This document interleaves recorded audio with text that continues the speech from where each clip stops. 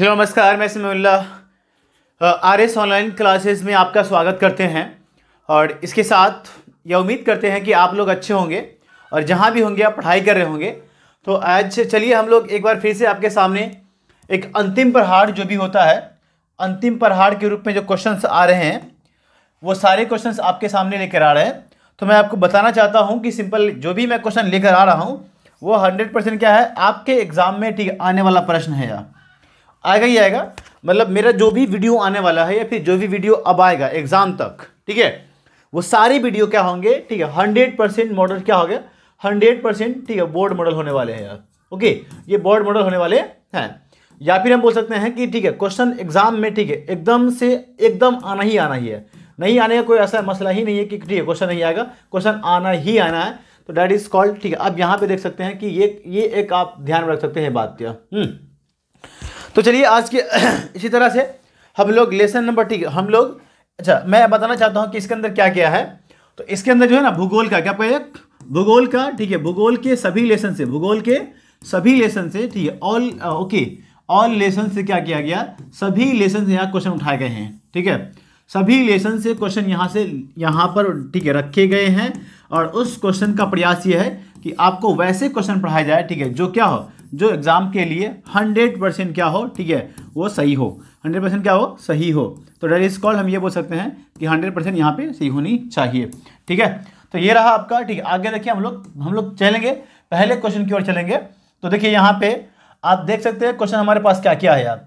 तो कैसे हमारे पास पहला वाला ये क्वेश्चन हमारे पास मृदा संरक्षण से आप क्या समझते हैं। और ठीक है, उसके बाद दूसरा क्वेश्चन हमारा ये है, दूसरा क्वेश्चन हमारा ये है, अरे भाई क्या है, दूसरा क्वेश्चन हमारा ये है कि पवन में पर्दन वाले क्षेत्रों में, क्वेश्चन देख लीजिए आप, या संसाधन संरक्षण से आप क्या समझते हैं, इसका क्या महत्व है, प्राकृतिक संसाधनों का संरक्षण क्यों आवश्यक है, ठीक है, मृदा निर्माण के कौन कौन से कारक हैं, भारतीय नदियों की प्रदूषण होने के कारणों का वर्णन करें। अगला क्वेश्चन देखिए फटाफट आप देख सकते हैं। ठीक है, हमारे पास आज 15 क्वेश्चन है, क्वेश्चन की संख्या हमारे पास 15 है और 15 देखिए कहाँ तक क्वेश्चन ले जा रहा है यार। ये उद्योग से आ गया क्वेश्चन, ये तो 3 क्वेश्चन उद्योग से था, आगे परिवहन से होगा, ये क्या है, ये भी उद्योग से ही है। ठीक है, आगे ये परिवहन से है, ये भी परिवहन से होगा, ठीक है, ये भी परिवहन से है। और ठीक है, जो भी आगे ये भी परिवहन से और यही परिवहन से है। मतलब कुल मिला के हम बोल सकते हैं कि लेसन नंबर 1 से लेके 8 तक क्या है, ठीक है, 8 तक का मतलब ये हो गया कि जो 1 2 3 हम गिनेंगे उस तक। ठीक है, मतलब हालांकि यहाँ के लेसन को पार्ट क और ख में बांटा गया है, तो आप इस बात का ध्यान रखेंगे कि 1 से लेके 8 का मतलब क्या होने वाला है। ठीक है, पार्ट 1 का क्या होता है, पार्ट 1 में होता है 1 से लेके 6 तक, मतलब 6 गो है। ठीक है, नहीं, संसाधन से लेके ऊर्जा संसाधन तक, संसाधन से लेकर ऊर्जा संसाधन तक, ठीक है, ओके, 3 4 मतलब 6 लेसन है उसके अंदर। ठीक है, तो ये हमारा पहला क्वेश्चन, ठीक है, दिस इज, ठीक है, आपके सामने पहला क्वेश्चन आपका क्वेश्चन कह रहा है हमारा क्वेश्चन कह रहा है कि मृदा मतलब मिट्टी, मृदा मतलब मिट्टी। ठीक है, तो आप ये समझ आइए कि मृदा का मतलब क्या होगा, मिट्टी, क्या पे मृदा का मतलब होगा मिट्टी। ठीक है, ये होगा मिट्टी, मृदा का मतलब मिट्टी, मृदा का मतलब मिट्टी, हाँ यार। ओके, क्वेश्चन है कि हमारा मृदा, ठीक है, के संरक्षण में, मतलब मृदा का मतलब होता है मिट्टी, ठीक है, संरक्षण का मतलब होगा बनाना, क्या होता है, हिफाजत करना, हिफाजत करना बोल सकते हैं आप या। ओके, तो भाई साहब क्या है, कई दिन के बाद पढ़ाने आया रोड पे, इसीलिए ऐसा हो रहा है। मृदा संरक्षण में फसल चक्रण पद्धति किस प्रकार सहायक होता है। ठीक है, तो आप पहले समझिए कि व्हाट इज फसल चक्रण, फसल चक्रण, इसको समझिए। देखिए कि ये कोई भूमि का एक निश्चित टुकड़ा है, ठीक है, और हम क्या करेंगे, पहले लगा देंगे धान, क्या लगा देंगे इसमें, धान लगा देंगे। ठीक है, धान के बाद हम क्या करेंगे फिर, ठीक है, धान के बाद गेहूं लगाएंगे यहाँ पे यार, उसका हम क्या करेंगे अगले साल गेहूं, मतलब उसके अगली फसल हम गेहूं लगाएंगे। गेहूं के बाद हम क्या करेंगे, ठीक है, जौ लगा देंगे। उसका हम क्या करेंगे, ठीक है, जौ के बाद हम मक्का लगा देंगे, क्या लगा देंगे, मक्का लगा देंगे, कि मक्का लगा देंगे। और मक्का लगाने के बाद क्या करेंगे हम, कुछ और फसल जैसे कि दाल, क्या कहें, दाल वाली फसल, ठीक है, दाल वाली फसल लगा देंगे। और फिर से होगा, ठीक है, फिर से हम यहाँ पे धान, ठीक है, ऐसा करेंगे। ठीक, तो ये क्या हो रहा, धान के बाद गेहूँ, ठीक है, गेहूँ के बाद जौ, जौ के बाद आप बोल सकते हो यहाँ पे समझ लीजिए, देखिए आप ना, देखिए जौ के बाद, सॉरी, गेहूँ के बाद जौ, और जौ के बाद मक्का, ठीक है, और मक्का के बाद दाल। ठीक है, तो इसमें क्या हो रहा है, आप ये देख रहे हैं कि फसलों को ना घुमा मतलब बदल बदल कर लगाई जा रही है, फसलों को बदल बदल कर लगाई जा रही है। तो आप क्या करेंगे, जब भूमि के एक निश्चित टुकड़े पर, भूमि के एक निश्चित टुकड़े पर क्या करेंगे, ये हो गया टुकड़ा, ठीक है, भूमि के एक निश्चित टुकड़े पर, ठीक है, जब फसलों को बदल बदल कर लगाते हैं तो इस प्रक्रिया को हम क्या बोलेंगे, फसल चक्रण बोलेंगे। क्या बोलेंगे, फसल चक्रण। तो क्वेश्चन हमारा कह रहा है कि फसल चक्रण, ठीक है, प्रक्रिया सॉरी मृदा संरक्षण में फसल चक्रण किस प्रकार सहायक होता है। तो भैया ये सहायक कैसे होगा, देखिएगा आप लोग गौर से देखिएगा यार, ठीक है। अब जरा सोचिए यहाँ पे कि अगर हम एक ही फसल क्या करेंगे, लगा देंगे लगातार, ठीक है, हमेशा धान, ठीक है, धान लगाते रहेंगे, चावल लगाते, धान गेहूं धान लगाते रहेंगे लगाते रहेंगे, तो ऐसे में क्या होगा, ये धान क्या करेगा, इस मतलब धान को जो मिलने वाले जो भी रासायनिक तत्व है, उर्वरा शक्ति है, वो पूरा एकदम क्या होगा, लगातार सोख लेगा, लगातार धान सोख लेगा या खत्म कर देगा। और जब खत्म कर देगा तो वही क्या होगा, वही चीज़ अगर किसी और फसल को मिलने वाला होगा तो ठीक मिलने अगर जरूरत रहेगी तो फिर वो क्या करेगा, वो फसल वहाँ पर नहीं उग पाएगी या फिर मिट्टी की उर्वरा शक्ति कम हो जाएगी यार, ठीक है, ये समझिए। अब हमारा क्वेश्चन क्या कह रहा है, क्वेश्चन कह रहा है कि फसल मृदा संरक्षण में फसल चक्रण किस प्रकार सहायक होता है। देखिए फसल चक्रण कह रहा है, ठीक है, फसल चक्रण यहाँ पे न होगा, क्या कहे, फसल चक्रण, ठीक है, फसल चक्रण देख लीजिए,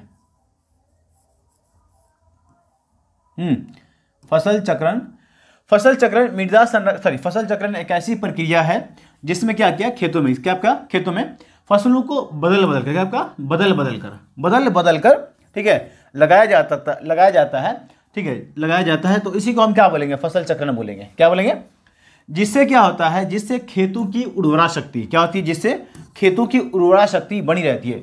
उर्वरा शक्ति का मतलब होता है कि ठीक है, जो उपजाऊ की आपका उपजाऊ की शक्ति है ना, जो यहाँ पे देखिए, यहाँ पे जो क्या ना, ये जो खेत में अलग हम बदल बदल के क्या कर रहे हैं, फसलों को लगा रहे हैं, तो यहाँ पे इसको हम बोलेंगे, यहाँ पे क्या होता है, इसकी ना उर्वरा शक्ति क्या होती है, अच्छी बनी रहती है। उर्वरा शक्ति क्या होती है, बनी रहती है। क्यों बनी रहती है भैया, क्योंकि यहाँ पे क्या होता है ना कि एकदम से एक ही फसल क्या करती है, एक ही उर्वरा शक्ति को नोच के नहीं खाती है, ठीक है। ऐसे में क्या होती है कि अगर यहाँ पे अगर हम एक ही फसल को लगा देंगे तो उसके फसल से क्या होगा, पूरी की उर्वरा शक्ति लगातार उसके अंदर एब्जॉर्ब होती रहेगी यार, ये बात है। तो ऐसे में क्या होता है कि कुछ फसल जो होती है उर्वरा शक्ति कम लेती है, कुछ ज़्यादा लेती है यार, ठीक है, तो ये बात है। तो ऐसे में क्या होगा भैया कि यहाँ पे देख लीजिए, इस अगर हम ऐसा काम करते हैं तो क्या होता है, खेतों की उर्वरा शक्ति बनी रहती है, ऐसा काम करेंगे, ठीक है। तो ये बात आप ध्यान रखेंगे। तो यहाँ पे क्वेश्चन कह रहा है कि बदल बदल कर लगाया जाता है जिससे खेतों की उर्वरा शक्ति बनी रहती है तथा अनेक फसलों के लिए आवश्यक पदार्थ खेतों में मौजूद रहता है यार। अनेक फसलों के लिए क्या होता है, खेतों में, मतलब ठीक है, खेतों में आवश्यक पदार्थ का मतलब होता है कि जो पदार्थ, ठीक है, दूसरी फसलों को चाहिए ना, वो फसल क्या होता है, वो पदार्थ वहाँ पे मिला होता है, वहाँ पे क्या होता है, मतलब मौजूद रहता है, ठीक है। ओके आगे, हाँ ठीक है, जिससे अनेक प्रकार की फसलों को, ठीक है, उगाया जा सकता है, ठीक है। इसीलिए क्या होता है, इसीलिए कहा जा सकता है कि मृदा क्या होती है, फसल चक्रण मृदा संरक्षण में सहायक होते हैं यार, ठीक है। और इससे क्या होता है, मृदा के गुणों में कमी नहीं आती है, और जब कमी नहीं आती है तो फिर क्या होता है, वो अगली फसल के लिए मृदा तैयार रहती है। इसीलिए इसको हम बोलेंगे फसल चक्रण मृदा संरक्षण में क्या होती है, सहायक होती है। क्या होती है, फसल चक्रण मृदा संरक्षण में सहायक होती है। ओके, फसल चक्रण मृदा संरक्षण में सहायक होती है। देखिए फसल चक्र मृदा संरक्षण में सहायक होती है, देख लीजिए आप लोग गौर से। अगला क्वेश्चन देखिए, आपके सामने है क्वेश्चन नंबर 2, ठीक है। क्वेश्चन नंबर 2 है आपके सामने, ठीक है। क्वेश्चन नंबर 2 है, दो क्वेश्चन देखिए, ठीक है। अगला है पवन अपर्दन। क्या होता है, पवन अपर्दन वाले क्षेत्रों में, पवन अपर्दन वाले क्षेत्रों में कृषि की कौन सी पद्धति उपयोगी मानी जाती है, ठीक है। अब समझिए पहले कि पवन अपर्दन का मतलब क्या होता है, ठीक है। तो पवन अपर्दन का मतलब होता है, सुनिए गौर से, पवन अपर्दन का मतलब होता है पवन से मृदा का कटाव, ओके, ठीक है। क्या होता है, हवा से मृदा का कटना, ठीक है। मतलब कुल मिला के हम बोलेंगे पवन अपर्दन वाले क्षेत्रों को हम क्या बोलेंगे, बलुई क्षेत्र। क्या बोलेंगे, बलुई क्षेत्र, जहाँ पे क्या होता है, बालू होगा, और बालू क्या होगा, ये बालू पवन से क्या होगा, पवन से क्या होगा, ये बालू उड़ेगा, ये बालू, ठीक है, कटेगा, ठीक है। तो उसको हम क्या बोलेंगे, पवन अपर्दन बोलेंगे। क्या बोलेंगे, पवन अपर्दन वाले क्षेत्र, मतलब ठीक है, बलुई क्षेत्र में पवन से क्या होती है, जो मिट्टी का यहाँ से वहाँ खिसक कर चली जाती है या फिर कट कर यहाँ से वहाँ चली जाती है, उसी को हम बोलेंगे पवन अपरदन बोलेंगे। ठीक है, तो पवन अपरदन के समय तो यहाँ पे क्वेश्चन कह रहा है हमारा कि पवन अपरदन वाले क्षेत्रों में कृषि की कौन सी पद्धति है, कृषि की कौन सी पद्धति उपयोगी मानी जाती है भैया। तो भाई हम ये बोल सकते हैं, यहाँ पे देखिए क्या लिखा हुआ है, तो कह रहा है कि पवन अपरदन वाले क्षेत्रों में, ठीक है, पट्टिका कृषि, क्या आपका है, पट्टिका कृषि। ठीक है, तो आपके दिमाग में आएगा कि व्हाट इज पट्टिका कृषि। ठीक है, अब पट्टिका कृषि क्या होती है, तो क्वेश्चन आपसे यहां से पूछा जा सकता है कि पट्टिका कृषि क्या होती है। तो भैया पट्टिका कृषि अब हम आगे आपको डिफाइन करेंगे क्या होता है, देखिए।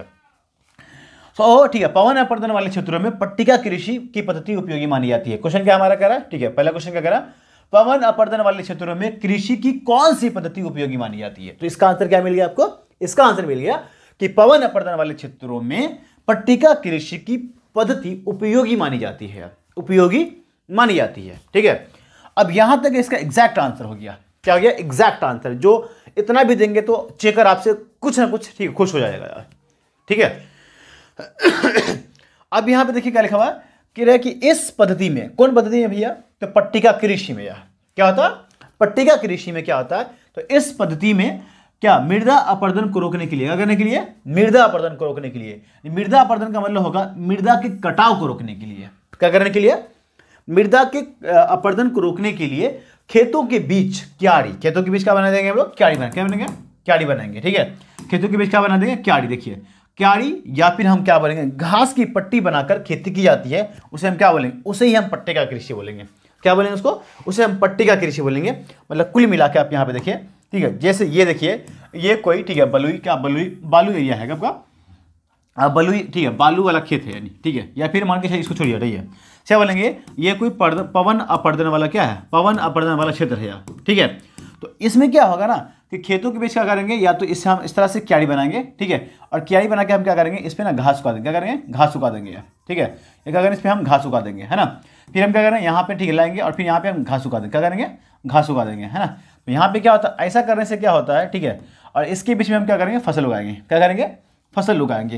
तो यहाँ पे भी हम क्या करेंगे, सेम काम करेंगे। ठीक है, सेम काम करने वाले हैं, तो इसी को हम क्या बोलेंगे, पट्टिका कृषि। इसी को हम क्या बोलेंगे, इसी को हम बोलेंगे पट्टिका कृषि बोलेंगे। अब क्या होगा, ऐसा करने से यानी क्यारी बनाने से क्या होगा कि यहाँ पे जो क्या होगा ना, लाइक जो भी पवन, मतलब यहाँ पे क्या होगा, जब घास उगेगा तो यहाँ पे जो भी फसल होगी, यहाँ पे क्या होगी, जो भी फसल होगी वो फसल के जड़ों में से मिट्टी भाग नहीं पाएगी। ठीक है, तो ये बात है यार। और या फिर क्या होता होगा कि एग्जैक्टली, हाँ, मतलब यहाँ से यहाँ जो, ठीक है, यहाँ पे जो क्यारी लग गया तो इसके, ठीक है, इसके जड़ में क्या होगा, फसलों के जड़ में मिट्टी एकदम जकड़ ली जाएगी, और जब जकड़ ली जाएगी तो क्या होगा, यहाँ से, ठीक है, मिट्टी यहाँ से वहाँ नहीं जा पाएगी, यहाँ से वहाँ जा नहीं पाएंगी। इसी को हम क्या बोलेंगे, पट्टिका कृषि है। तो क्वेश्चन क्या बोल सकते हैं आप, पट्टिका मतलब क्या होता है, ये खेत है, ये क्या है, खेत है, और खेतों के बीच भी क्या आ रहा है, खेतों के बीच क्या कह रहा है, क्यारी, इसको हम क्या बोलेंगे, क्यारी। ठीक है, क्यारी बोलेंगे, या फिर इसी को हम बोलेंगे घास की पट्टी। क्या बोलेंगे इसको, इसी को बोलेंगे हम घास की पट्टी, इसको हम क्या बोलेंगे, घास की पट्टी। ठीक है, तो यानी क्या किया जाता है, घास की पट्टी उगाकर जब खेती की जाती है तो इसी को हम क्या बोलेंगे, इसी को हम बोलेंगे पट्टिका कृषि। इसी को हम क्या बोलेंगे, इसी को हम बोलेंगे पट्टिका कृषि बोलेंगे। क्या बोलेंगे इसको, दिस इज पट्टिका कृषि है। ठीक है, तो क्वेश्चन कह रहा है हमारा कि पट्टिका कृषि क्या होती है भैया। देखिए, तो कह रहे हैं इस पद्धति में मृदा अपरदन को रोकने के लिए, क्या करने के लिए, मृदा अपरदन का मतलब होता है मृदा के कटाव को रोकने के लिए। ठीक है, मृदा अपरदन का मतलब होता है मृदा के कटाव को रोकने के लिए। ठीक है, तो मृदा के कटाव को रोकने के लिए यानी मृदा अपरदन को रोकने के लिए खेतों के बीच क्यारी मतलब दिखाए आपको, ठीक है, या घास की पट्टी, क्या सकते हैं, घास की पट्टी बनाकर खेती की जाती है तो उसे हम क्या बोलेंगे, पट्टिका कृषि बोलेंगे। उसे हम क्या बोलेंगे, उसे हम पट्टिका कृषि बोलेंगे। ठीक है, अब यह भैया कहाँ प्रचलित होगा, तो यह क्या हो सकता है, यह कृषि राजस्थान का, राजस्थान के आसपास के इलाकों में जहां जहां, ठीक है, बलुई क्षेत्र है, जहां जहां पवन से अपरदन होता है, जहां से, ठीक है, जहां पर पवन से क्या होती है, मृदा का कटाव होता है, उस क्षेत्रों में क्या होता है, पट्टिका कृषि उपयोगी मानी जाती है। अगला क्वेश्चन देखिए आपके सामने क्या है, क्वेश्चन नंबर है आपका 3। क्वेश्चन नंबर क्या आपका 3 है।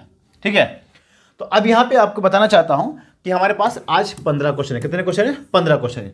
2 नंबर के क्या है, 2 नंबर के हमारे पास 15 क्वेश्चन है। 2 नंबर के हमारे पास 15 क्वेश्चन है। तो इस बात का आप ख्याल रखेंगे कि आपके पास, ठीक है, मात्र आधा घंटा से 45 मिनट के अंदर आपको 15 क्वेश्चन मिल जाएगा। और गारंटी है भैया कि इस 15 क्वेश्चन में से 1-2 क्वेश्चन या फिर 3 क्वेश्चन आएगा ही आएगा यार, ठीक है, गारंटी है 3 क्वेश्चन या फिर 2 क्वेश्चन आएगा ही आएगा यार, ठीक है। अगला क्वेश्चन कह रहा है कि संसाधन संरक्षण का क्या महत्व है। क्वेश्चन हमारा क्या कह रहा है, कुछ समझिए पहले गौर से यार।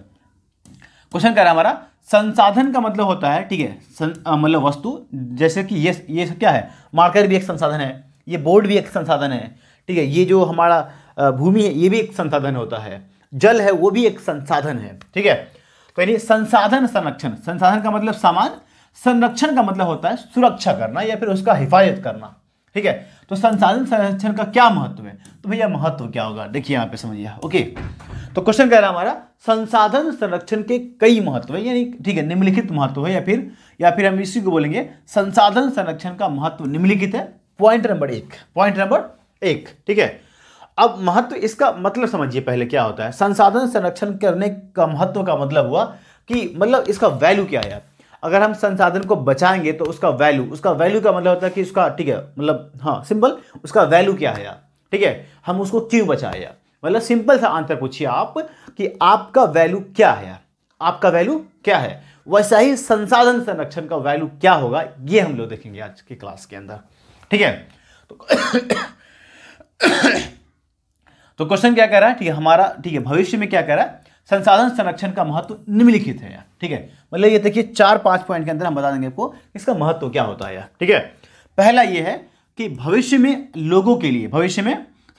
लोगों के लिए संसाधन को बचाकर रखा जा सकता है यार, ठीक है। मतलब कहने का अर्थ ये है कि अगर हम संसाधन को बचाएंगे, अगर हम संसाधन को बचाते हैं तो क्या होता है, हम भविष्य के लोगों के लिए संसाधन को बचाकर रख सकते हैं, ठीक है। तो ऐसे में क्या होगा, भविष्य के लोग भी, ठीक है, मतलब अपनी जरूरतों को पूरा करेंगे और हम लोग भी अपनी जरूरतों को पूरा करेंगे, ठीक है। दोनों का पेट भरनी चाहिए, ऐसा नहीं कि वही एक ही मतलब अयाशी करे यार, ठीक है।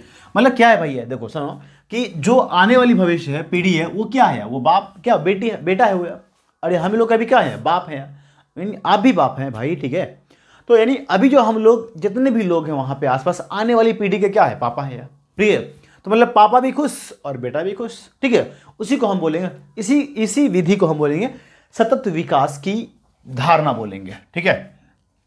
तो पहला क्या है, पहला पॉइंट है कि हम लोग भविष्य के लोगों के लिए संसाधन को बचा कर रखेंगे। हम क्या करेंगे, संसाधन को बचा कर रखेंगे, पहला पॉइंट, पहला महत्व हुआ। दूसरा महत्व यह है कि भविष्य में संसाधन के संकट से बच सकते हैं। क्या कर सकते हैं, बच सकते हैं। अगर हम संसाधन को बचाएंगे तो हम क्या कर सकते हैं, जो भविष्य में जो आने वाली पीढ़ी है उसको संसाधन संकट का सामना नहीं करना पड़ेगा। करना पड़ेगा मतलब कि भैया उसको, जैसे मान के चलिए जल है, ठीक है, तो हम लोग क्या करेंगे, जल का एकदम तगड़ा इस्तेमाल कर रहा है, ठीक है, मतलब बेतुका इस्तेमाल कर रहा है, ठीक है, बेतहासा इस्तेमाल कर रहे हैं। तो ऐसे में क्या होता है, जब हम बेतहासा इस्तेमाल करेंगे तो ठीक है वो जल खत्म होगा, और जब जल खत्म होगा तो भैया क्या होगा, आगे वाला क्या करेगा, आगे वालों के लिए जल का संकट हो सकता है या फिर जल की कमी तगड़ी हो सकती है, ठीक है। आगे देखिए, कह रहा भविष्य में संसाधन के संकट से बच सकते हैं अगर हम बचा कर रखेंगे, ठीक है। बचाने का मतलब है कि हम लोग, ठीक है, उतना ही इस्तेमाल करें जितना इस्तेमाल की आवश्यकता होती है, ठीक है। तो यानी हम लोग बचा कर रखेंगे अपने भविष्य संसाधन को। सिंपल सी बात है, यहाँ पे समझ लो ना है क्या, ठीक है।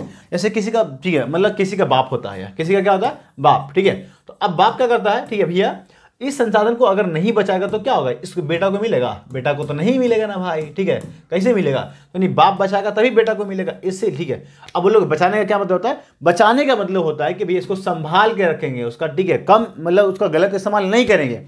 और जब गलत इस्तेमाल नहीं करेंगे तो क्या होगा, इस बाप की संपत्ति यानी बेटा को मिलने वाली है। तो इसी क्या कर रहा है, बाप ने क्या किया, बाप ने संसाधन को बचाएगा तभी बेटा को मिलेगा, अगर नहीं बचाएगा तो नहीं मिलेगा, ठीक है, ये बात याद रख लीजिए। तो ऐसे में क्या हम लोग अभी क्या है, बाप है, ठीक है, भविष्य की आने वाली जो पीढ़ी है उसके लिए बाप है। तो अगर हम लोग ने बचा कर रखेंगे, ठीक है, अगर हम लोग संसाधन को बचा कर रखेंगे तो ये बेटा को मिलने वाला नहीं, ठीक है, नहीं बचाएंगे तो नहीं मिलेगा, सिंपल है भाई, ठीक है। आगे देखिए, क्वेश्चन कह रहा है कि ठीक है हम क्या कर सकते हैं, संसाधनों का, ठीक है, अगला पॉइंट है यार, अगला पॉइंट है कि संसाधनों का उचित प्रयोग किया जा सकता है यार, ठीक है। उचित का मतलब ये होता है, ठीक है, सुनिए गौर से, कि अगर हम संसाधन को यह ध्यान में रखकर इस्तेमाल करेंगे कि संसाधन हमारे लिए बहुत महत्वपूर्ण है और आगे भी हमको काम आएगा, इसलिए इसको उतना ही इस्तेमाल करना है जितना कि हमें ज़रूरत है। तो ऐसे में क्या होगा, इससे क्या होगा, हम लोग संसाधन का सही जगह पे इस्तेमाल करेंगे, ठीक है, जहां पे आवश्यकता है वहीं पे इस्तेमाल करेंगे और बिना मतलब का हम लोग इस्तेमाल नहीं करने वाले हैं, ठीक है। तो इसको हम क्या बोलेंगे, संसाधनों का उचित क्या आपका उचित प्रयोग होगा। उचित का मतलब क्या हो सकता है, सही, क्या आपका सही है। उचित का मतलब क्या होगा, सही प्रयोग, क्या आपका ये सही प्रयोग या उचित का मतलब क्या होगा, सही प्रयोग, सही प्रयोग, ठीक है। आगे है संसाधन संरक्षण, क्या आपका संसाधन संरक्षण। अगला क्वेश्चन क्या आपका, ठीक है, अगला क्वेश्चन है आपका सामने, ठीक है, संसाधन संरक्षण। क्वेश्चन क्या देखिए, अगला आपका आगे है संसाधन संरक्षण से देश का आर्थिक विकास। क्या होता है, देश का आर्थिक विकास एवं व्यक्ति की क्या होगी, प्रति व्यक्ति आय क्या होगी, वृद्धि होगी यार।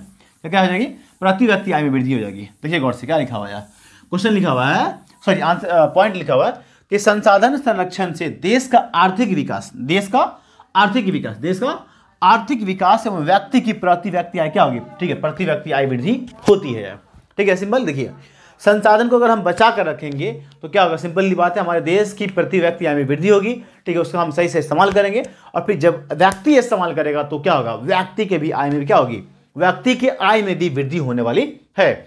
और अगला क्वेश्चन क्या है, यह क्या होता है, यह अगला जो पॉइंट है यह है कि यह संसाधनों की गुणवत्तापूर्ण, क्या गुणवत्ता को बनाए रखता है, क्या करता है, गुणवत्ता को बनाए रखता है। मतलब अगर हम संसाधन, ठीक है, जैसे सिंपल एग्जाम्पल समझ लीजिए आप यार, ठीक है।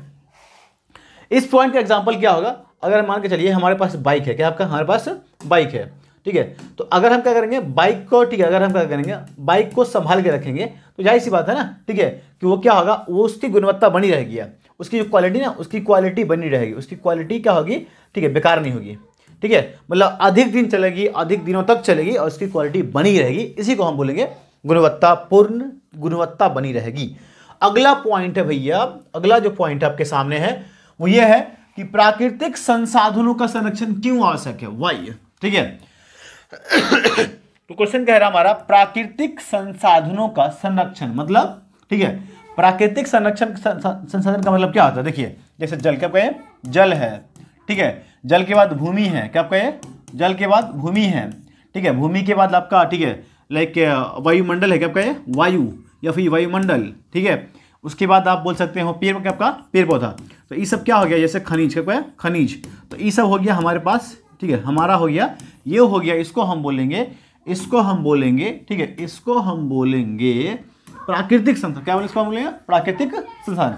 तो कह रहे इसका संरक्षण क्यों आवश्यक है, इसका संरक्षण क्यों आवश्यक है, क्वेश्चन कह रहे देखिए प्राकृतिक संसाधन है, तो प्राकृतिक संसाधनों का संरक्षण क्यों आवश्यक है, वाई, ठीक है, इसका हम संरक्षण क्यों करेंगे भैया, क्यों करेंगे, देखिए, ठीक है, इसीलिए करेंगे कि क्योंकि आगे देखिए, तो आप देखिए इसका आंसर क्या होगा, अब समझिए गौर से, हम लोगों ने क्या किया है, ठीक है, अब समझिए क्या, 2-3 पॉइंट देंगे इसका आंसर क्लियर या, ठीक है। देखिए ये प्राकृतिक संसाधन है, ये क्या है भैया, ये ना ठीक है, ये जो है ना दिया गया संसाधन है, ये ना प्रकृति द्वारा क्या दिया गया अनमोल उपहार है, क्या है ये अनमोल उपहार है। देखिए यहाँ पे गौर से सुनिए गौर से, ठीक है, ये क्या है अनमोल उपहार है, ये क्या है अनमोल उपहार है, अनमोल उपहार है, ये क्या है प्रकृति द्वारा दिया गया अनमोल उपहार है, ये क्या है अनमोल उपहार है। लेकिन हम लोगों ने क्या किया है, ठीक है, हम लोगों ने अपने क्या करने के चक्कर में, अपने लालच के चक्कर में, अपने लालच के चक्कर में, लालच के चक्कर में, ठीक है, हम लोगों ने क्या किया है, लालच के चक्कर में हम लोगों ने क्या किया है, लालच के चक्कर में हम लोगों ने इसका इतना गलत क्या किए हैं, बहुत दोहन किए हैं। दोहन का मतलब था क्या किए हम लोग, गलत इस्तेमाल किए, क्या किए गलत इस्तेमाल किए, ठीक है, अत्यधिक दोहन किए।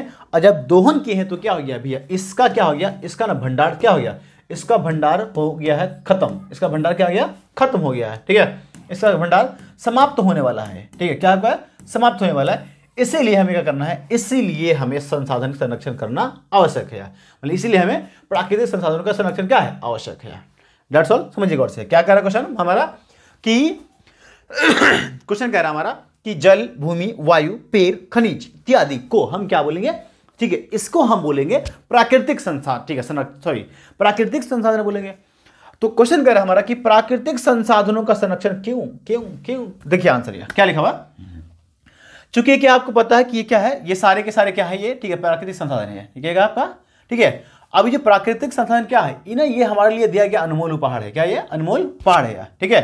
अब ये अनमोल उपहार है ना, देखिए यहाँ पे क्या लिखा हुआ है भाई साहब, देखिए ओके, ये क्या अनमोल उपहार है। अब क्या किया हम लोगों ने अपने लालच के चक्कर में, क्या किए हैं हम लोग, इसका बहुत तगड़ा इस्तेमाल किए हैं, बहुत ही बेकार इस्तेमाल किए हैं, अब बहुत ही गलत इस्तेमाल किए हैं, ठीक है। जैसे कि हम लोगों ने क्या किया है, जैसे नहाने के क्रम में जहाँ पे 1 बाल्टी पानी की आवश्यकता वहाँ पे 4 बाल्टी पानी लगाते हैं, ठीक है। तो वो क्या, वो गलत इस्तेमाल हो रहा है, क्या हो रहा है, और गलत इस्तेमाल हो रहा है। तो ऐसे में क्या हो रहा है, इसकी वजह से, गलत इस्तेमाल होने की वजह से उसका भंडार क्या हो गया, समाप्त होने वाला है, क्या आपका समाप्त होने के कगार पर पहुंच गया है। इसलिए हम क्या करेंगे, इसलिए हमें, ठीक है, प्राकृतिक संसाधनों का संरक्षण करना आवश्यक होता है। क्या होता है, आवश्यक होता है। दैट इज, यही आपका आंसर है, मेन आपका एकदम सही आंसर है। देखिए तो आपका आंसर क्या लिखा हुआ है, देखिए आंसर लिखा हुआ है प्राकृतिक संसाधन ईश्वर के द्वारा दिया गया एक अनमोल उपहार है। किसके द्वारा, क्वेश्चन कह रहा है हमारा, आंसर कह रहा है कि प्राकृतिक संसाधन ईश्वर के द्वारा दिया गया एक अनमोल उपहार है। कौन उपहार है, अनमोल उपहार है। लेकिन मानव अपने लालच के चक्कर के, सॉरी, मानव अपने लालच के कारण, ठीक है, लालच के कारण इसका अति दोहन किया। अति दोहन का मतलब, ठीक है, बहुत ही गलत इस्तेमाल किया, बहुत ही गलत इस्तेमाल किया। और जब गलत इस्तेमाल किया है तो जिसके चलते क्या हो रहा है, जिसके चलते प्राकृतिक संसाधनों के भंडार में क्या हो रहा है, भंडार समाप्त होने के कगार पर पहुंच गया है। क्या गया, फिर से आप सोचिए, ठीक है, क्या है, मानव, सॉरी, प्राकृतिक संसाधन ईश्वर द्वारा दिया गया एक अनमोल उपहार है। कौन उपहार है, अनमोल उपहार है। लेकिन हम लोगों ने क्या किया, अपने लालच के चक्कर में, अपने लालच के कारण इसका बहुत ही गलत इस्तेमाल किया। और जब इसका हम गलत इस्तेमाल किए हैं तो क्या हो गया, इसका भंडार हो गया खत्म। मतलब भंडार खत्म नहीं हुआ, भंडार कगार होने, सॉरी, भंडार समाप्त होने की कगार पर पहुंच गया हुआ है, एकदम खत्म होने के कगार पर आ चुका है। तो इसीलिए हमें प्राकृतिक क्या करना चाहिए, प्राकृतिक संसाधनों का संरक्षण करना आवश्यक है। क्या है, आवश्यक है, ताकि भविष्य में क्या हो, संसाधन संकट से बचा जा सके। अब ठीक है, मतलब ऐसा ना हो कि हमको आगे क्या हो, हमारा भविष्य में, ठीक है, संकट, हमारे पास संसाधन ही नहीं रहे।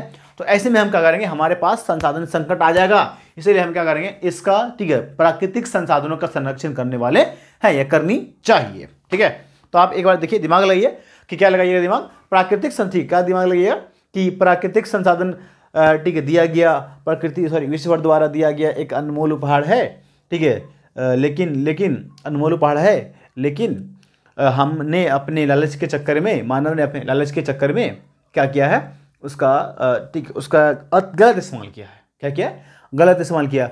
और जब गलत इस्तेमाल होगा तो क्या होगा भैया, उसके भंडार में क्या कमी आ गई है। ठीक है, जब भंडार में कमी आ गई है तो इसे हम क्या करनी चाहिए, इसलिए हमें संसाधन को बचाए रखने के लिए संसाधन का संरक्षण करना आवश्यक है। इन संसाधन का संरक्षण करना आवश्यक है, ताकि क्या हो, हमें भविष्य में संसाधन संकट से बच सके। ठीक है, अगला क्वेश्चन देखिए।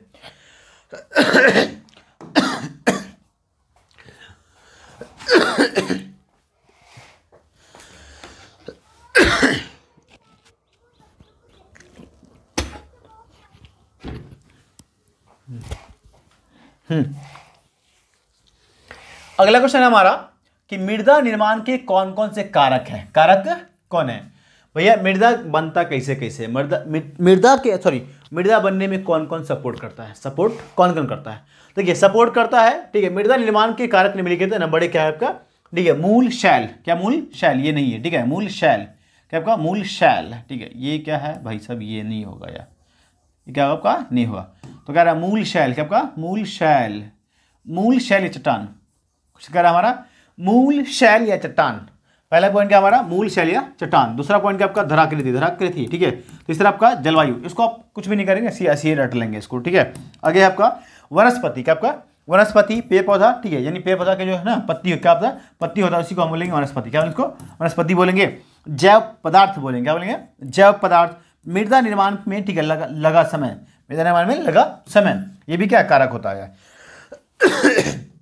अगला क्वेश्चन देखिए, अगला क्वेश्चन कह रहा है कि भारत की नदियों के प्रदूषण के कारणों का वर्णन करें। क्वेश्चन हमारा कह रहा है कि भारत की नदियों के प्रदूषण के कारणों का वर्णन करें। तो भैया, भारत की नदियां प्रदूषित कैसे होती है, उसके निम्नलिखित कारण है। कारण नंबर 1 यहाँ पे देखिए, ठीक है, पहला कारण क्या कह रहा है, पहला कारण कह रहा है कि नगरों का कूड़ा करकट, मल का मतलब, ठीक है, मतलब गंदा जल वगैरह। ठीक है, मल आदि को नदियों में, ठीक है, नदियों में तालाबों में, क्या आपका नदियों में तालाबों में, नदियों में तालाबों में फेंकने से, क्या आपका बहाने से या फेंकने से, या नदी में तालाबों में फेंकने से क्या होता है, नदियां प्रदूषित होती है। जैसे नदी है, क्या नदी है ना, तो नदी में क्या होता है, नदी में, ठीक है, क्या होता है, शहर का क्या आता है, शहर का कचरा आता है, शहर का कचरा आता है, ठीक है। उद्योग का क्या आता है, उद्योग का कचरा आता है, किसका, उद्योग का कचरा आता है, किसका आता है, उद्योग का भी कचरा आता है, ठीक है, उद्योग का भी कचरा आता है। उसके अलावा क्या होता है यहाँ पे, कोई, ठीक है, कोई पशु पक्षी मर गया, कोई पशु पक्षी मर गया तो उसको हम क्या करते हैं, उसको यहाँ डाल देते हैं, उद्योग कचरा फेंकते हैं यहाँ पे, शहर का जो कचरा होता है वो यहाँ पर आता है, ठीक है। उसके अलावा क्या होता है, ठीक है, यहाँ पे समझिए कि ओके, नदी की हम लोग क्या करते हैं, नदी के आसपास में क्या होता है, खेत होता है, क्या होता है, खेत। तो नदी के आसपास के खेतों में या फिर नदी में ही क्या करते हैं हम लोग ना, क्या होता है, कीटनाशक दवाई, क्या आपका कीटनाशक, क्या आपका कीटनाशक दवाई का छिड़काव करते हैं, जिससे क्या होता है, नदियां प्रदूषित हो जाती है। तो हमारा पहला पॉइंट क्या है कि नगरों में कूड़ा करकट मल आदि को नदियों में तालाबों में फेंकने से क्या होता है, नदियां प्रदूषित होती है। अगला है कल कारखानों के अपशिष्ट पदार्थ। अपशिष्ट का मतलब कचरा, क्या था, अपशिष्ट का मतलब होता है कचरा, क्या होता है, कचरा। तो यही क्या होगा, नदी का कचरा क्या होता है, कल कारखाने के कचरा को यानी अपशिष्ट पदार्थों को नदी में बहाने से है, ठीक है। आगे मृत मतलब क्या होता है, मरा हुआ, क्या मरा हुआ, यहाँ पे ऐसा करके है, ठीक है, ऐसा करके है। तो यहाँ पे समझिए क्वेश्चन हमारा कह रहा है, पॉइंट कह रहा है कि मृत जीव जंतु, मतलब पशु पक्षी, यहाँ पे देखिए मरा हुआ है ना, एवं मनुष्य के शवों को, शव मतलब लाश, क्या होता है, लाश। तो मृत जीव जंतु एवं मनुष्य के शवों को नदियों में बहाने से। आगे है नदी और तालाबों में कीटनाशक दवाइयों के छिड़काव से क्या होता है, नदियां प्रदूषित होती है। तो पॉइंट नंबर एक क्या है भैया, तो शहरों का कचरा, कूड़ा करकट, ठीक है, नदियों में बहाने से, ठीक है। दूसरा है कि उद्योगों का कचरा नदियों में बहाने से। तीसरा है, ठीक है, कि जो पशु पक्षी मर जाता है या फिर आदमी मर जाता है तो उसकी लाशों को हम लोग क्या करते हैं, बिना सोचे समझे नदियों में बहा देते हैं, जिससे क्या होता है, नदियों में उसरने गलने के बाद, ठीक है, तगड़ा वाला वो क्या करता है, प्रदूषण फैलाता है। डेट्स ऑल, कहानी खत्म, ठीक है। तो आगे क्या आपका अगला क्वेश्चन देखिए, अगला क्वेश्चन है आपके सामने, ठीक है, कि जलोढ़ मृदा के विस्तार वाले राज्यों का नाम बताइए। क्वेश्चन क्या हमारा, कि जलोढ़ मृदा के विस्तार वाले राज्यों का नाम बताइए। इस मृदा में कौन कौन सी फसलें उगाई जा सकती है, तो आंसर देखिए आपके सामने, क्या आंसर है यार, कि जलोढ़ मृदा का, ठीक है, विस्तार कहाँ है, पंजाब, हरियाणा, राजस्थान, गुजरात, उत्तर प्रदेश, बिहार, पश्चिम बंगाल, असम, ठीक है, जैसे राज्यों में क्या है यार, जैसे राज्यों में जलोढ़ मृदा का विस्तार है यार, क्या बोलेंगे, ठीक है, पंजाब, हरियाणा, राजस्थान, गुजरात, उत्तर प्रदेश, बिहार, पश्चिम बंगाल, असम जैसे राज्यों में जलोढ़ मृदा का विस्तार है। जलोढ़ मृदा का क्या है, विस्तार है। अब इसके अंदर फसलें कौन कौन सी लगाई जा सकती है भैया, तो इसके अंदर जो फसलें लगाई जा सकती है वो ये कि इस मृदा में अनेक प्रकार की फसलें उगाई जा सकती है, जैसे कि धान, जैसे कि धान, गेहूं, मक्का, जौ, ज्वार, बाजरा, कुल मिला के, ठीक है, समझिए कि बिहार में क्या है, बिहार के अंदर जहां से भी आप लोग वीडियो देख रहे हैं उस बिहार के अंदर क्या, जलोढ़ मिट्टी ही पाई जाती है, ठीक है। तो जलोढ़ मिट्टी पूरे बिहार के अंदर है। तो यानी आपके आसपास जो भी गांव घर के लोग हैं, गांव घर के बच्चे हैं या फिर शहर के भी बच्चे हैं, तो वो आप देखते होंगे आपके आसपास जितनी भी फसलें लगाई जा रही है वो सब क्या, वो सभी की सभी फसलें आपके जलोढ़ मृदा के अंदर लगाई जा सकती है या उगाई जा सकती है। अगला क्वेश्चन क्या है हमारा, कि सार्वजनिक, क्या आपका सार्वजनिक उद्योग और निजी उद्योग में अंतर स्पष्ट करें। क्वेश्चन हमारा कह रहा है कि सार्वजनिक उद्योग, ठीक है, और निजी उद्योग में क्या अंतर है भैया। तो देखिए ये है आपका सार्वजनिक, आपका है सार्वजनिक, है ना, ये आपका सार्वजनिक उद्योग है, ठीक है, और ये है आपका निजी उद्योग, क्या आपका है, ये आपका निजी उद्योग है, ये क्या आपका निजी उद्योग है। तो आप समझिए गौर से इसमें दोनों में क्या अंतर होगा। देखिए सार्वजनिक को हम क्या बोलेंगे, इसको हम बोलेंगे सरकारी, क्या बोलेंगे इसको, सरकारी, ठीक है। तो सरकारी मतलब जो सरकार के अंदर क्या हो, सरकार के अंडर में हो, क्या हो, सरकार के कंट्रोल में हो, क्या आपका सरकार के कंट्रोल में हो, या ठीक है, सरकार के कंट्रोल में हो उसे हम क्या बोलेंगे, सार्वजनिक उद्योग बोलेंगे।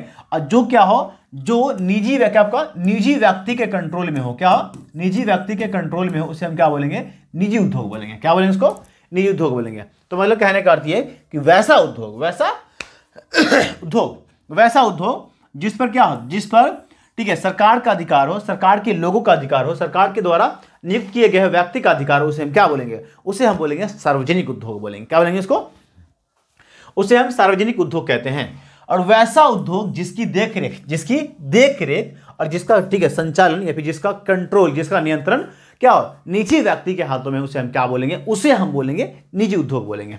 क्या बोलेंगे, निजी उद्योग। तो आप जैसे समझ गए होंगे, जैसे कि आप यहां समझिए कि सरकारी उद्योग में क्या, कब का बोकारो, कब का ये बोकारो, ठीक है। ये बोकारो क्या है, बोकारो जो लौह इस्पात केंद्र है, क्या आपका बोकारो लौह इस्पात केंद्र है, वो क्या सरकारी है, वो आपका सरकारी है। जैसे कि रिलायंस, क्या है रिलायंस, ठीक है, रिलायंस हो गया, ठीक है। उसके बाद क्या हो सकता है, रिलायंस के अलावा ठीक है टाटा मोटर, क्या आपका टाटा मोटर्स हो गया, टाटा मोटर्स हो गया, ठीक है। ये सब क्या हो गया, ये सब हो गया निजी उद्योग। क्या हो गया, निजी उद्योग हो गया। अगला क्वेश्चन देखिए आपके सामने क्या आया, क्वेश्चन कह रहा कि कृषि आधारित उद्योग, कृषि आधारित उद्योग और ठीक है खनिज आधारित उद्योग में क्या अंतर है, क्या अंतर है। देखिए फिर वही यार, एक तरफ कृषि, एक तरफ ठीक है क्या आपका कृषि, दूसरी तरफ क्या खनिज, क्या खनिज। इसको हम बोलेंगे खनिज आधारित उद्योग। क्या बोलेंगे इसको हम बोलेंगे खनिज आधारित उद्योग। क्या बोलेंगे इसको, देखिए तो वैसा उद्योग जो अपने कच्चे माल के लिए, क्या करने के लिए, सॉरी अपने कच्चे माल के लिए, अपने कच्चे माल के लिए किस पर हो, जो क्या हो, कृषि पर निर्भर हो, क्या हो, कृषि पर निर्भर हो, उसे हम क्या बोलेंगे, कृषि आधारित उद्योग बोलेंगे। जबकि जो ठीक है अपने कच्चे माल के लिए, अपने कच्चे माल के लिए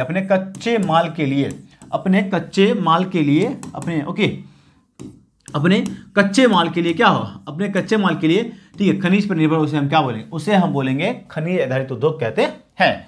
तो मतलब कहने का अर्थ यह है कि यहाँ पे क्या हो, यहाँ जैसे कि इसमें जो एग्जाम्पल होगा वो होगा सूती वस्त्र। क्या होगा, सूती वस्त्र, इसमें होगा सूती वस्त्र, इसमें क्या होगा, सूती वस्त्र होगा, ठीक है, उसमें सूती वस्त्र होगा। इसमें चीनी उद्योग, क्या आपका चीनी उद्योग होने वाला है, ठीक है।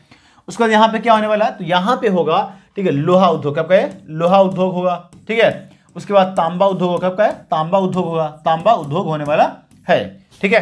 तो आप ये समझिए अगला क्वेश्चन क्या आपके सामने है। अगला क्वेश्चन, उद्योगों से प्रदूषण कैसे फैलता है, उद्योगों से प्रदूषण कैसे फैलता है। तो अब यहाँ पे देखिए, पहले इसको पढ़ाने से पहले हम क्या करते हैं, एक पेज लेते हैं नया, और इस पेज पे देखिए क्या होता है। जैसे उद्योग है, क्या उद्योग है, तो उद्योग से क्या होता है, उद्योग से निकलता तीन चीजें। क्या निकलती है, तीन चीजें, देखिए आप लोग गौर से यहाँ। एक तो निकलता है ठीक है गैस से, क्या होती है, गैस से निकलती है। क्या निकलती है, गैस या धुआं निकलती है। गैस और धुआं निकलता है, क्या निकलता है, गैस और धुआं निकलता है, ठीक है। उसके अलावा क्या निकलता है, उसका कचरा निकलता है। क्या निकलता है, कचरा, इसी को हम बोलेंगे अपशिष्ट पदार्थ। क्या बोलेंगे इसको, अपशिष्ट पदार्थ बोलेंगे। और इस क्या होता है, इस यहां से निकलता है ठीक है गर्म जल। क्या निकलता है, गर्म जल, ठीक है। तो गर्म जल यहाँ पे समझिए, देखिए गौर से क्या लिखा हुआ है। देखिए गैस क्या होती है, गैस कहाँ जाती है, वायु, कहाँ मिलेगी, वायु में। कहाँ मिलेगी आपको, वायु में मिलेगी, ठीक है। अब यहाँ से गैस निकलती है, क्या होती है, दो तरह की गैस निकलती है। एक तो होती है कार्बन डाइऑक्साइड, क्या होती है, कार्बन मोनोऑक्साइड, क्या आपका कार्बन मोनोऑक्साइड है, ठीक है, कार्बन मोनोऑक्साइड। आई थिंक ठीक है, यहाँ पे होती है कार्बन मोनोऑक्साइड। इसका हमको सूत्र पता नहीं है, तो अब यहाँ पे समझ लो कार्बन डाइऑक्साइड या फिर कार्बन मोनोऑक्साइड। और यहाँ पे एक है आपका सल्फर डाइऑक्साइड, क्या आपका सल्फर डाइऑक्साइड, ठीक है। तो इसका सूत्र आई थिंक गलती होगा तो आप मैनेज कर लीजिएगा, जो हम बोलने वही समझिए। तो एक क्या आपका कार्बन डाइऑक्साइड है, तो इस गैस को हम क्या बोलेंगे, दम घोटू। क्या बोलेंगे, दम घोटू गैस। इसको हम बोलेंगे दम घोटू गैस। क्या बोलेंगे इसको हम बोलेंगे दम घोटू गैस। इसको हम बोलेंगे दम घोटू गैस। इसको हम क्या बोलेंगे, इसको हम बोलेंगे दम घोटू गैस, ठीक है। और ये क्या होता है, ये हमारे ठीक है नींद, क्या नींद में क्या होता है, कमी लाता है, नींद में कमी लाता है, घबराहट पैदा करती है। क्या करती है, घबराहट पैदा करती है, ठीक है। उसके बाद इससे क्या होता है, इससे चिड़चिड़ापन होता है। क्या होता है, इससे चिड़चिड़ापन होता है, ठीक है।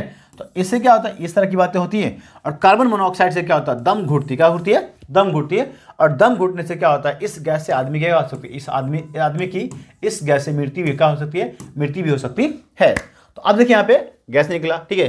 कचरा क्या होगा, कचरा कहाँ जाएगा, तो कचरा दो जगह जाएगा। कहाँ जाएगा, दो जगह। या तो कचरा कहाँ जाएगा, या तो कचरा जाएगा ठीक है नदी में, कहाँ जाएगा आपका, नदी में जाएगा। और या तो क्या होगा, या तो मिट्टी में, कहाँ मिलेगा, मिट्टी में मिलेगा, ठीक है। तो अगर मिट्टी में मिलेगा तो क्या होगा, मृदा प्रदूषण। अगर जल में ठीक है नदी में मिलेगा तो ये जल प्रदूषण। क्या है, जल प्रदूषण, ठीक है। ये क्या होगा आपका, जल प्रदूषण हो जाएगा, ठीक है। अब ये गर्म क्या होता है, गर्म जल। देखिए यहाँ पे समझिए गौर से क्या लिखा हुआ है। ये गर्म जल निकलता है, वो क्या होता है, गर्म जल कहाँ जाएगा, वो जाएगा नदी, कहाँ का, नदी में जाएगा, है ना। ओके, अगर इसको ठंडा करके नहीं डाला गया, कहाँ डाला गया, अगर इसको बिना ठंडा किए हुए कहाँ डाल दिया गया, नदी में डाल दिया गया। अब नदी में डालने से क्या होगा, ये गर्म जल की वजह से क्या होगी, यहाँ के अंदर जो क्या, यहाँ पे जो जीव क्या आपका, यहाँ पर जो जीव जंतु होगी, यहाँ पे जो जीव जंतु होगा, यहाँ पे जो जीव जंतु होगा, यहाँ पे जो मछली होगा, वो सभी क्या होगी, वो मछलियाँ क्या होगी, बड़ी मात्रा में मर जाएगी, क्या है आपका, मर जाएगी, है ना। और इसके बाद क्या होता है, मरने के बाद क्या होगा, ये सड़ेगी, गलेगी, ठीक है। उसके बाद क्या होगा, ठीक है, प्रदूषण फैलेगा। तो उद्योगों से प्रदूषण कैसे फैलता है, देखिए, तो उद्योगों से ठीक है होता है गैस, कचरा, तो गैस, धुआं, कचरा या गर्म जल क्या होता है, निकलता है, और इसके निकलने से क्या होता है, प्रदूषण फैलता है। और इसके प्रदूषण कैसे फैलेगा भैया, तो क्या होता है, गैस में क्या होती है, गैस मिल जाती है वायु में, तो इसको हम क्या बोलेंगे, क्या आपका, इसको हम बोलेंगे वायु प्रदूषण, इसको हम क्या बोलेंगे, वायु प्रदूषण, इसको हम क्या बोलेंगे, वायु प्रदूषण बोलेंगे, ठीक है। आए बस में, तो इसको हम बोलेंगे वायु प्रदूषण, इसको हम क्या बोलेंगे, वायु प्रदूषण। और इससे क्या होती है, इस धुआं से और गैस से क्या, दो तरह की गैसें निकलती है, एक तो होती है कार्बन मोनोऑक्साइड और दूसरा क्या होती है, सल्फर डाइऑक्साइड। या ओके, कार्बन मोनोऑक्साइड से क्या होती है, कार्बन मोनोऑक्साइड जो गैस होती है उसको हम दम घोटू गैस बोलेंगे, क्योंकि इसके कारण क्या होता है, आदमी का दम घुटने लगता है और आदमी दम घुट कर मर जाता है। अगला है सल्फर डाइऑक्साइड, या ठीक है। तो सल्फर डाइऑक्साइड क्या होता है, इस गैस से आदमी के जब ठीक है बॉडी पे पड़ता है या बॉडी में आती है, फिर सांस में जाता है, तो इससे क्या होता है, चिड़चिड़ापन आता है, ठीक है, नींद में कमी आती है, और उसके बाद घबराहट तगड़ा वाला आता है, क्या होता है, घबराहट तगड़ा आता है। इस तरह से क्या होता है, मानव जीवन को भी इफेक्ट डालता है, कौन इफेक्ट करता है, प्रभाव डालता है, कौन डालता है, तो भैया ये ठीक है उद्योग के प्रदूषण की वजह से डालता है। और आगे क्या है, उद्योग से निकलेगा कचरा, क्या होगा, कचरा, और कचरा क्या जाएगा, या तो कचरा नदी में जाएगा या तो मिट्टी में मिलेगा, तो क्या होगा, इससे होगा मृदा प्रदूषण, इससे क्या होगा, जल प्रदूषण, ठीक है, आप समझ गए होंगे। अगला क्वेश्चन है कि ये गर्म क्या निकलता है, गर्म जलिया। तो जब गर्म जल को हम क्या करेंगे, बिना ठंडा किए हुए, जब कोई बिना ठंडा किए हुए उसको नदी में डालता है, तो नदी में डालने की वजह से क्या होता है, वहाँ की नदी में उपस्थित जो जीव जंतु होती है, वो मछलियाँ होती है, वो मर जाती है, क्या होती है, मर जाती है। और उसके मरने के बाद क्या होता है, फिर से वहां पर ठीक है तगड़ा वाला क्या होता है, प्रदूषण फैलने का काम होता है। तो क्वेश्चन हमारा क्या कह रहा है, देखिए क्या लगा, तो उद्योगों से क्वेश्चन कह रहा हमारा कि उद्योगों से निकलने वाला गंदा जल, अपशिष्ट पदार्थ क्या आपका, अपशिष्ट पदार्थ, धुआं या रासायनिक गैस इत्यादि से क्या होता है, प्रदूषण फैलता है। उद्योगों से निकलने वाली कार्बन मोनोऑक्साइड यहाँ पे देखिए, और सल्फर डाइऑक्साइड से वायु क्या होता है, वायु प्रदूषण होता है, ठीक है। जबकि गर्म जल से, ठीक है, गर्म जल को नदी में डालने से जल प्रदूषण, और ठीक है जल प्रदूषण, और अपशिष्ट पदार्थों को अपशिष्ट पदार्थ जब मिट्टी में मिलने से क्या होती है, मृदा प्रदूषित होती है। आपको समझ में आ गया कि हम क्या बोलना चाह रहे हैं, ठीक है। अगला क्वेश्चन देखिए, अगला क्वेश्चन आपके सामने है क्वेश्चन नंबर 10, क्या क्वेश्चन नंबर 10, ठीक है। यहाँ पे देखिए क्वेश्चन कह रहा है कि हमारा लोहा, ठीक है, आपका लोहा एवं इसका आपका लोहा एवं इस्पात उद्योग, आपका इस्पात उद्योग को बुनियादी उद्योग क्यों कहा जाता है यार, ठीक है। देखिए बुनियादी, अब इसको क्यों कहेंगे, आज समझ यहाँ पे देख लीजिए गौर से, देखिए ये क्या लोहा, आपका लोहा, तो इसको हम बोलेंगे लोहा उद्योग, क्या बोले इसको, लोहा उद्योग, या ठीक है। तो लोहा में जो वस्तु बनती है क्या होती है, ठीक है, लोहा इसके जो बनती है वो लोहा बनती है। अब जो लोहा बनता है तो क्या होता है, लोहा से सुई बनती है, क्या बनती है, लोहा से सुई बनती है, ठीक है। लोहा से हवाई जहाज बनता है, ठीक है, हवाई जहाज बनता है, ठीक है। फिर लोहा से क्या बनता है, ठीक है, लोहा से कृषि क्या होता है, कृषि का हल बनता है, क्या बनता है, कृषि का हल बनता है। और क्या होता है, इलेक्ट्रिक उद्योग में जाता है, यानी हर जगह जाता है। तो लोहा उद्योग के अंदर जो बनी होती है वस्तु, वो हर फील्ड में जाती है, यानी हर उद्योग में जाता है, ठीक है। और हर उद्योग क्या करता है, उसको अपने कच्चा माल के रूप में इस्तेमाल करता है। तो इसीलिए हम क्या बोलेंगे, इसीलिए हम बोल सकते हैं, इसीलिए हम ठीक है लोहा को क्या बोलेंगे, लोहा को ठीक है हम लोग बुनियादी उद्योग कहते हैं, क्या कहते हैं इसको, इसको हम बोलेंगे बुनियादी उद्योग, क्या बोलेंगे इसको, बुनियादी उद्योग बोलेंगे, ठीक है। इसको हम क्या बोलेंगे, इसीलिए इसको हम बोलेंगे बुनियादी उद्योग, क्या बोलेंगे इसको, इसीलिए इसको हम बोलेंगे बुनियादी उद्योग बोलेंगे, इसीलिए इसको हम क्या बोलेंगे, बुनियादी उद्योग बोलेंगे। अगला क्वेश्चन देखिए, क्वेश्चन नंबर 11, एक्सप्रेसवे क्या होता है। देखिए एक्सप्रेसवे क्या होता है, पहले इस क्वेश्चन को देख लीजिए आप। देखिए हमारा क्वेश्चन क्या कह रहा है कि ये है आपका स्वर्णिम चतुर्भुज, ठीक है, राजमार्ग क्या है। तो अब ये समझिए कि गौर से एक हम लोग लेते हैं, देखिए ये है इंडिया का नक्शा, क्या है इंडिया का नक्शा, देखिए ओके है ना, ये है इंडिया का नक्शा, ये क्या है, इंडिया का नक्शा है यार, ये क्या है, इंडिया का नक्शा है, देखिए गौर से यार, ये क्या है, इंडिया का नक्शा है यार, ठीक है, ये क्या है, इंडिया का नक्शा, देखिए गौर से आप, है ना। तो अब यहाँ पे समझिए, देखिए यहाँ पे दिल्ली है, यहाँ पे क्या है, दिल्ली है, यहाँ पे मुंबई है, यहाँ पे चेन्नई है, ठीक है, और यहाँ पे कोलकाता है यार। देखिए ये क्या है, देखिए गौर से यार, है ना। इसमें क्या होता है ना, इसमें जो आती है, इसमें आती है कितनी लाइन आती है, 6 लाइन आती है, 1 2 ठीक है 3 4 5 6। फिर यहाँ से क्या होता है 1 2 3 4 5 6। यहाँ से क्या होता है 1 2 3 4 5 6, ठीक है। फिर यहाँ से क्या होता है 1 2 3 4 5 6, ठीक है। तो इससे क्या बनता है, यहाँ पे एक चतुर्भुज बनता है, ठीक है। यहाँ पे कौन है, कोलकाता है, ठीक है। यहाँ पे दिल्ली है, यहाँ पे मुंबई है और यहाँ पे चेन्नई है। क्या चेन्नई है ना। तो क्या होता है, ये क्या इंडिया का सबसे बड़ा महानगर, कौन आपका सबसे बड़ा महानगर है, ठीक है।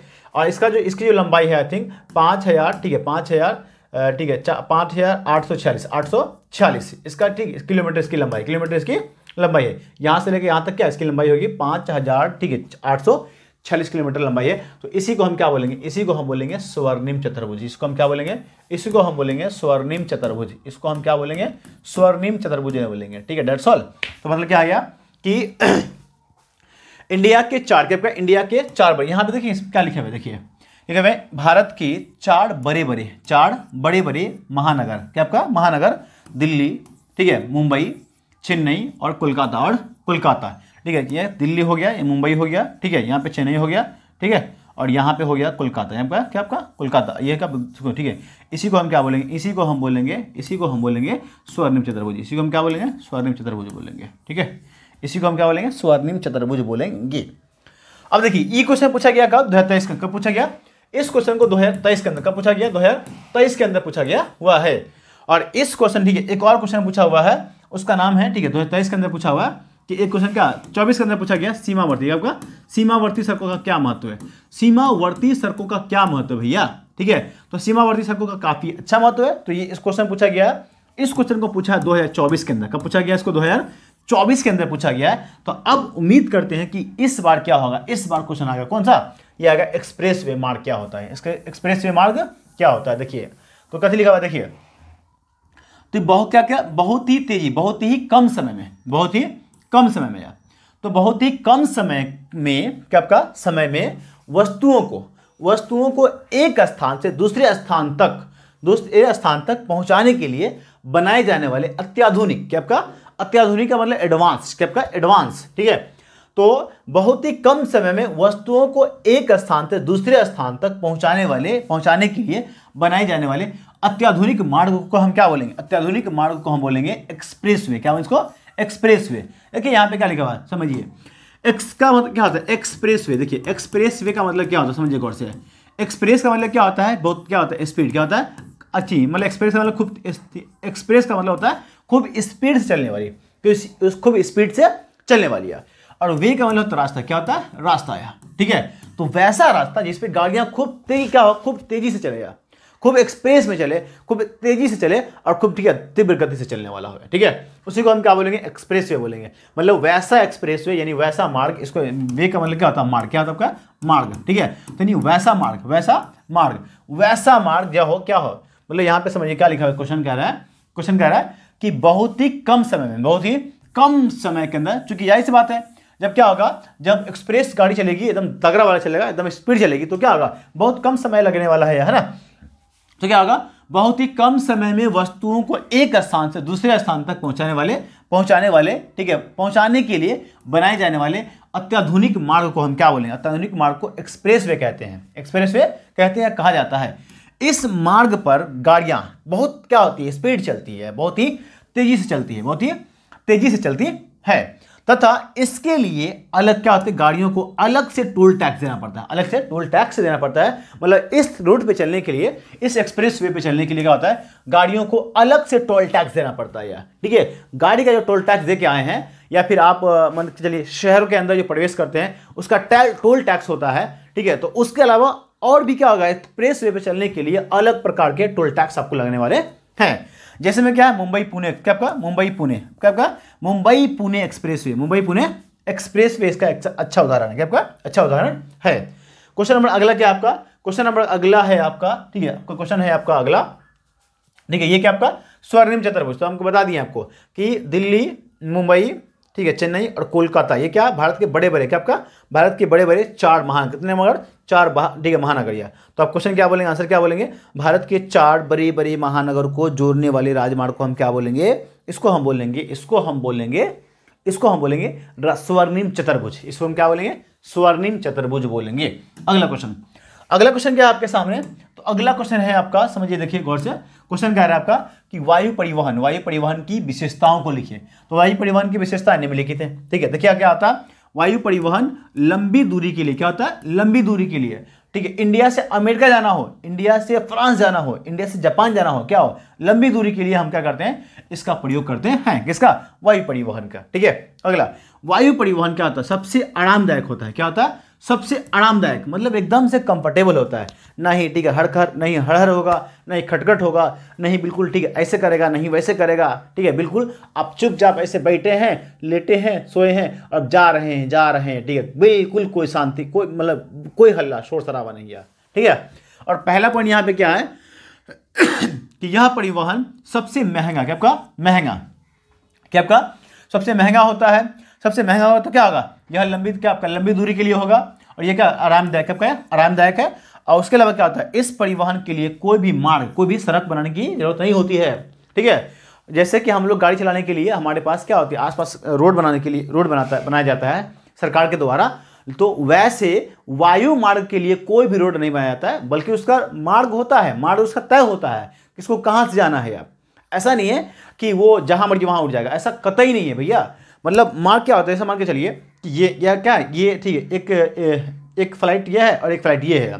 तो ऐसा नहीं है कि दोनों एक ही मार्ग से जाएगी, बिल्कुल भी नहीं है। उसको तय है कि भैया आप इतना ऊपर उड़ेंगे और ये जहाज इतना नीचे उड़ेगी। ठीक है, इस दोनों के बीच में ठीक है ऐसा नहीं आनी चाहिए, टकराव नहीं होनी चाहिए। टकराव होगा तो क्या होगा? फिर मामला खराब होने वाला है। आप जानते हैं क्या होगा? तो यहां पे कह रहा है इस परिवहन के लिए कोई मार्ग तैयार नहीं किया जाता है। अगला पॉइंट है इस परिवहन पर धरती की आकृति का, क्या आकृति का कोनो प्रभाव नहीं पड़ता है। मतलब चाहे पठार हो, चाहे पहाड़ हो, चाहे नदी हो, चाहे तालाब हो, चाहे उसको क्या मैदान हो, उसको कोई फर्क नहीं पड़ने वाला। क्योंकि ये तो क्या होता है? ऊपर से आता है। क्या होता है? ऊपर से आता है। ऊपर से क्या होता है? ठीक है, दंदना के निकल जाता है ऊपर से। ठीक है, नीचे क्या उसको क्या फर्क पड़ने वाला है? तो मतलब धरती की आकृति कैसी, उसको कोई फर्क पड़ता नहीं है। प्लेन है कि पहाड़ है कि पठार है, व्हाटएवर कुछ भी हो, उसको कोई फर्क नहीं पड़ता, वो ऊपर से निकल जाता है। ठीक है, अगला क्वेश्चन है कि वन विनाश के दो कारक, वन विनाश के दो ठीक है प्रमुख कारकों का वर्णन करें। भैया देखिए, तो वन विनाश का मतलब क्या होता है? खत्म। क्या होता है? खत्म। तो वन विनाश के दो महत्वपूर्ण कारक निम्नलिखित है। नंबर क्या आपका? वन क्षेत्र का कृषि भूमि के रूप में क्या बदल देना यार, बदला जाना। ओके, बदला जाना।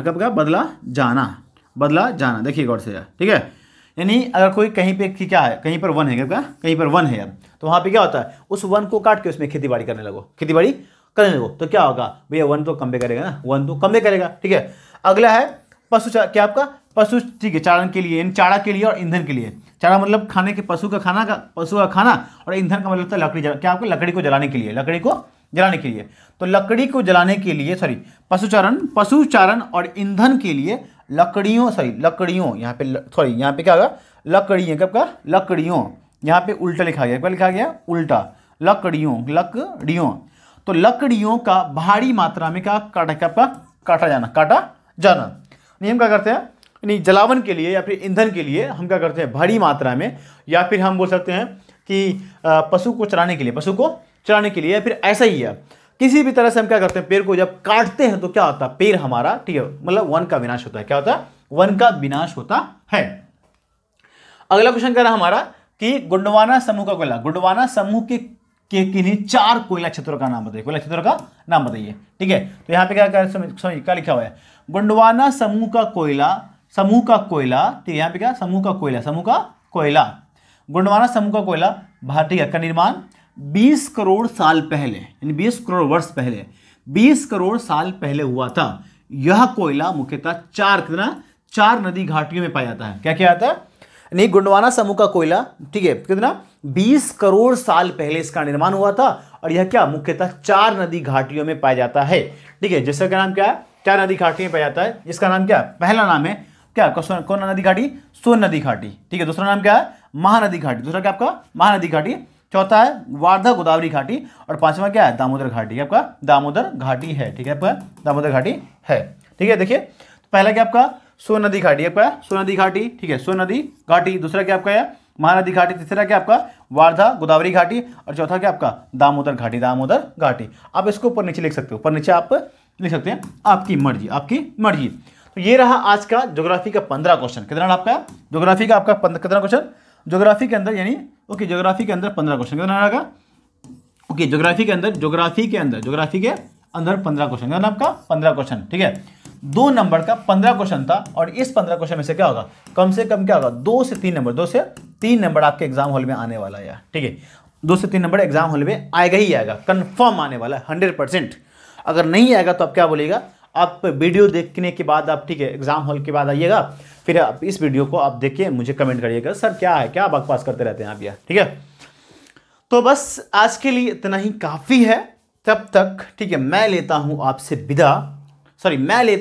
विदा, तब तक आप अपना रखिए ख्याल। जय हिंद।